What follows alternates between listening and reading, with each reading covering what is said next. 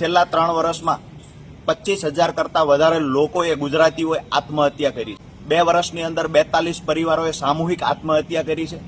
એટલે કે ગુજરાતની અંદર આત્મહત્યાનો આંકડો જે વધતો જાય છે એ જ પ્રમાણે કાયદો વ્યવસ્થા કથળી ગઈ છે, હત્યાઓનો આંકડો પણ વધતો જાય છે।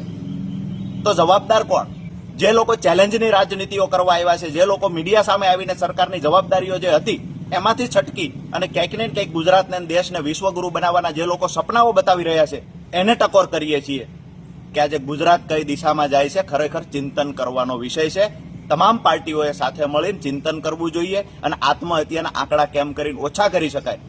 આજે પરિસ્થિતિ એ છે, સુરતની અંદર બ્લેકમેલિંગના કારણે એક દીકરી પોતાનું જીવન ટૂંકાવે છે। બગોદરામાં વ્યાજખોરોના કારણે, આર્થિક સંકળામણના કારણે એક પરિવારના 5 સભ્યો આત્મહત્યા કરે છે।